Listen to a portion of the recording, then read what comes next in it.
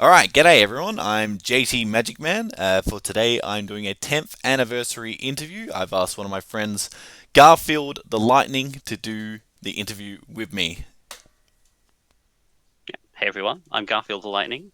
I've been on Twitch for a similar number of years that JT's been on, and I'm not sure when we became friends, but it's been a few years. It's been a few years for sure.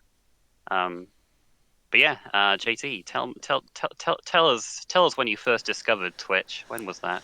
Yes, so late November.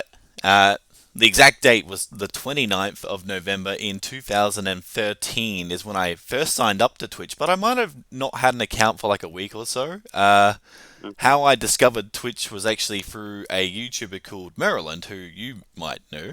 Oh yes, yes, he's one of Yes, the OG Pokemon Let's Players on YouTube. yeah, I think he was doing. I can't remember exactly what it was, but it might have been a Wonderlock or a Wedlock or something along that lines. And he was streaming on Yes, Twitch. he did invent the wedlock. I remember that. Yeah, and he was streaming on Twitch, and that got me into Twitch. And then I eventually finally signed up for Twitch in the end. And here we are 10 years later. Yeah, he still does content from time to time, I think. I think he's been doing Pokemon Violet on his YouTube recently. Oh, there you go. Yeah, he's still going. But yeah, so besides Maryland, any other streamers that you watched at the time when First you first discovered started. Twitch? I think it was Teal Game Master as well. He was doing something similar. Hmm. But what really got me into Twitch and really wanted me to start streaming itself was watching people do Heart Gold Soul Silver, because at the time that was my favorite game, and it probably still is to this day. And I came across a good friend of ours also, Chubfish, aka Eatcast. Oh yes. Yep. Saw that he was running Heart Gold Soul Silver, and I found it really, really fascinating. I'm just like, this looks kind of cool, and I want to give it a try myself. So yeah, like probably a couple of months later, I started doing my own first attempts on emulator, of course, and then eventually down the line got my own capture equipment, all of that sort of stuff. But along the way of watching Chubb, I believe on that same day he raided a fellow Australian who is probably the most known Pokemon speedrunner, and that is Worster also.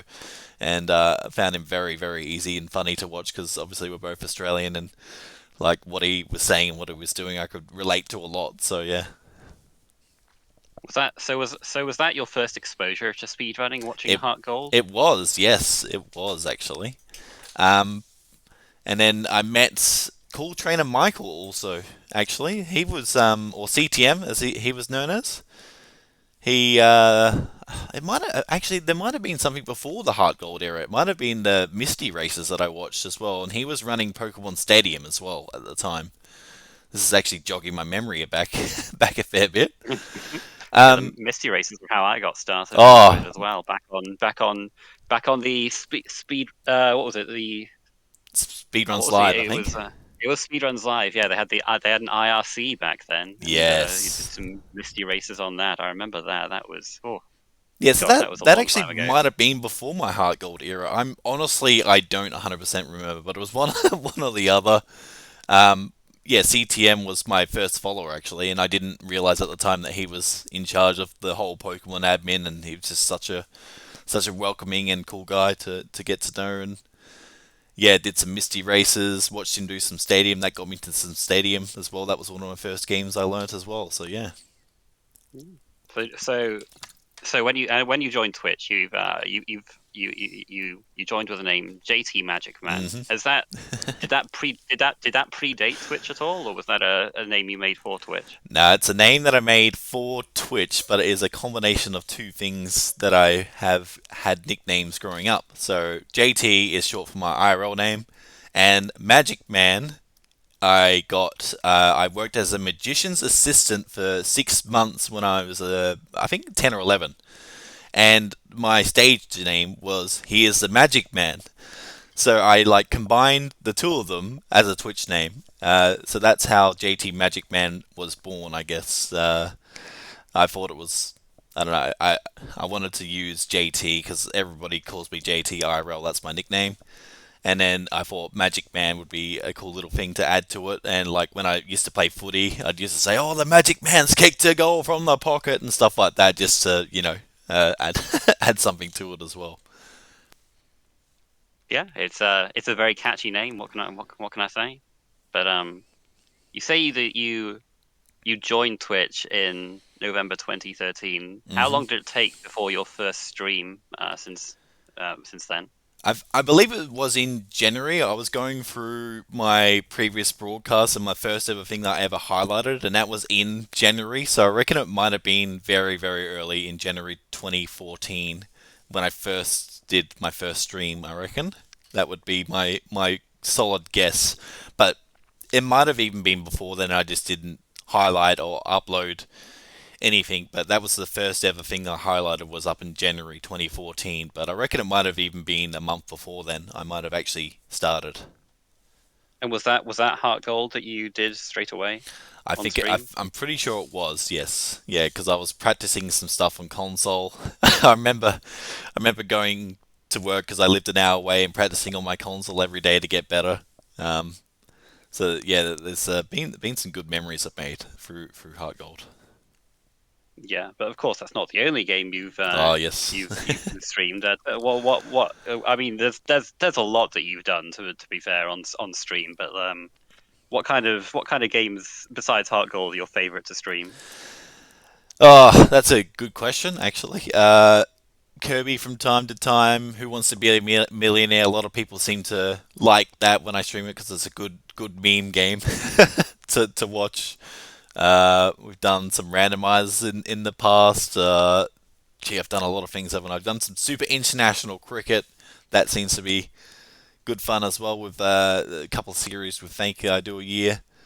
I've streamed some poker in the past. I've streamed some Fall Guys. I've streamed. I believe I did one stream of Apex Legends as well, but that didn't quite work out. I've tried a lot of things. That's for sure. I haven't necessarily stuck to the Pokemon series all my career, I guess, but that's been the foundation as well. Oh, Mario Golf World Tour. How dare I forget that? I've run that for a while. Nice little community they have as well. So yeah, yeah, have run a fairly amount of different things, but I'd say everybody mainly knows me for my Pokemon stuff. I guess that's where I got my quote unquote fame.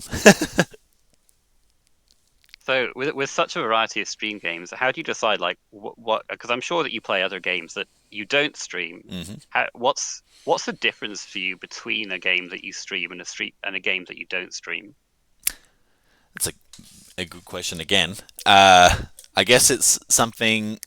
Would I get interaction out of that game, or would people enjoy watching it? Are probably the two things. So, um, and plus, there's some games that I only like playing for like an hour, then I get sick of them anyway.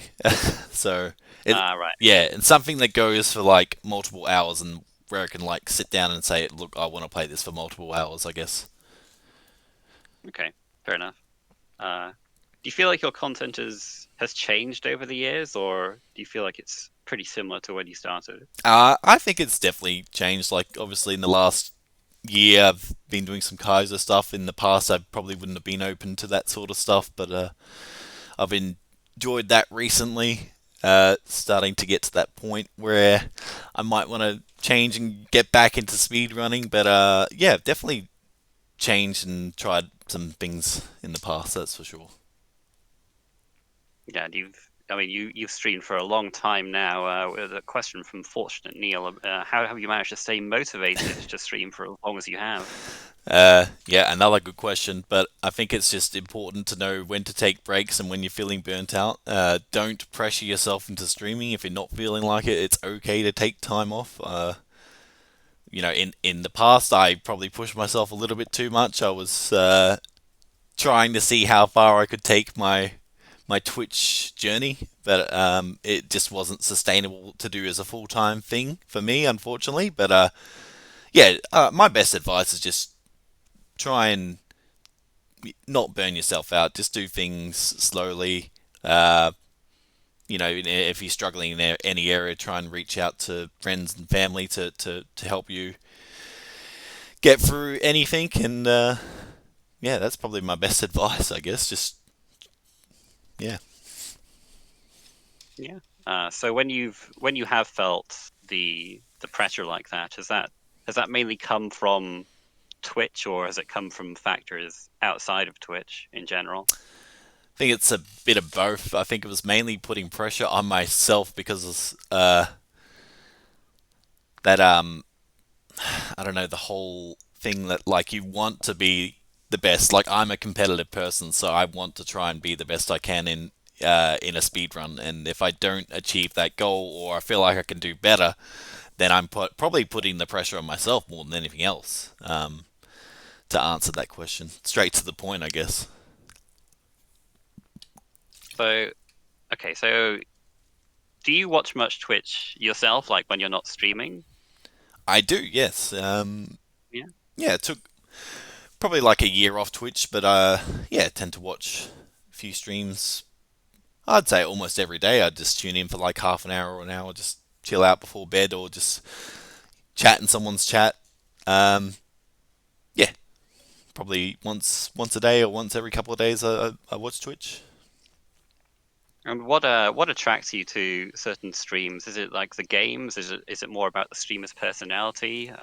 What do you think? Yeah, it's a combination of both those. It's the games they play and their personality. So I've been fortunate to meet a lot of people in different communities because I played all of these different games, and yeah, a lot of them are very friendly or easygoing. A lot like my personality. I like to think so anyway, and build friendships out of that.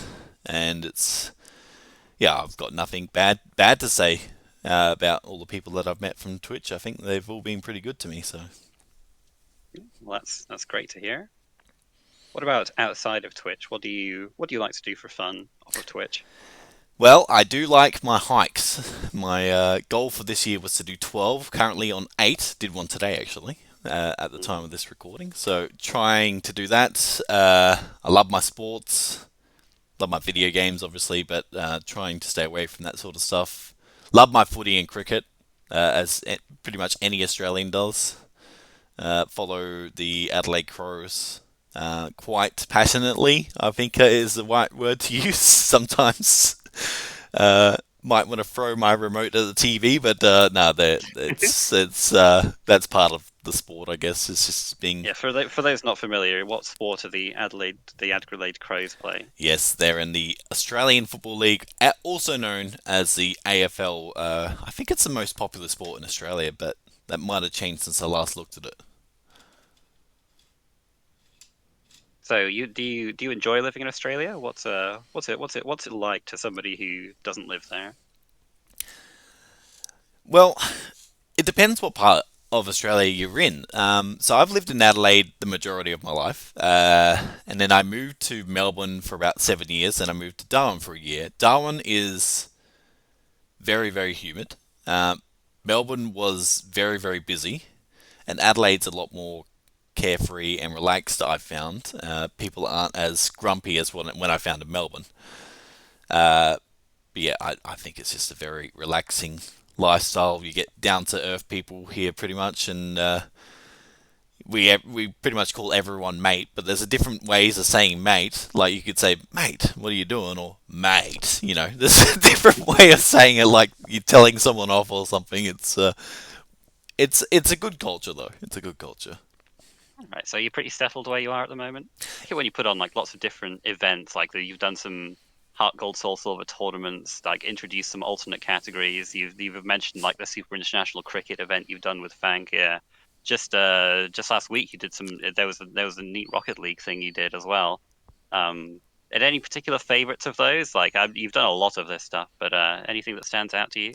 I think I've got to say the Battle Factory ones because when I put that bounty out and seeing like 10 or 15 people stream that, that was amazing to watch. And I was actually like, I felt like a kid again watching all of these people doing the challenge that I still haven't completed, by the way. But yeah, like I think you did some yourself, didn't you, Garth? Some of I the did some, yeah. yeah, it was It great to was see it so was many people try it. It was Um, great when Jimmy got it live on the stream. That was really cool. Yeah, and yeah, that was actually something that was really really cool. Like I didn't expect it to pop like to get that draw that so many people. But like you had like Pulse and Cosmo, and I think Swift did some as well. Worcester was doing some. Almost the entirety of the DS PSR community doing it, and even people that never did speedrunning before.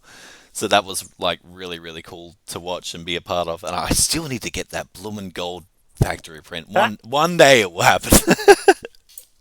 Yeah, I did it once like years ago on level 51, but no stream proof of that. So you'll take my word for it. Yeah.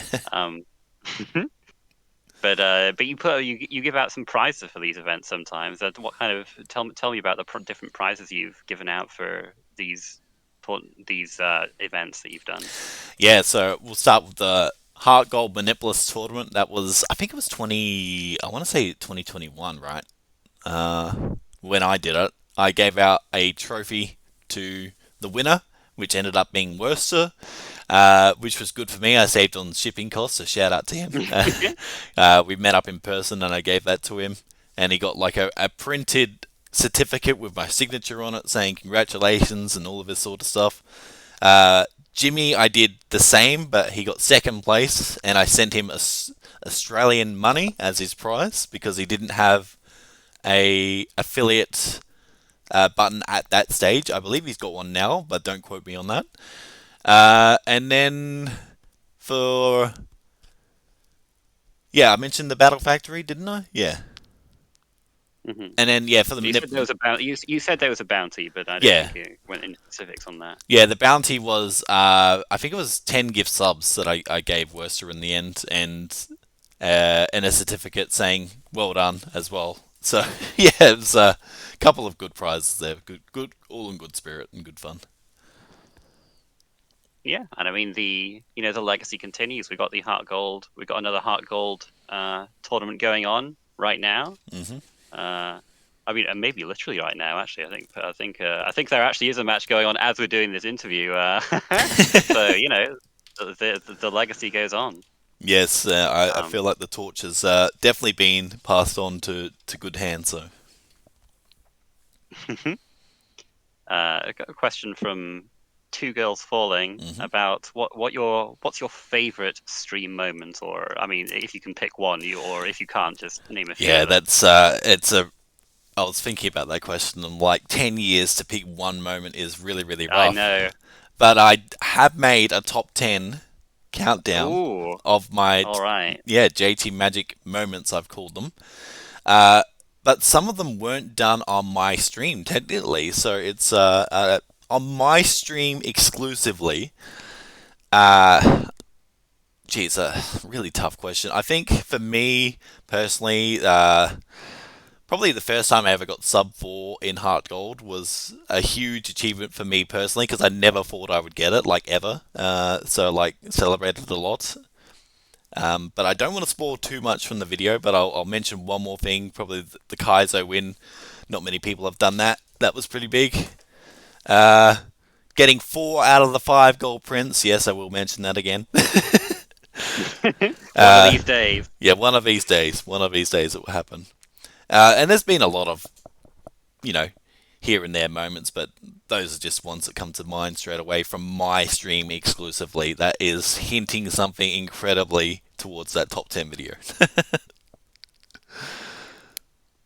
Where do you see your stream going in the future? Like you say that you kind of moved a little bit more away from speed going running and towards the Ironmon, the Kaiser Ironmon in Heart Gold. What's up in the future for JC Magic Man's stream? Yeah, look, in the new year, I kind of want to get back into speedrunning again. I think I've had a nice little break from it.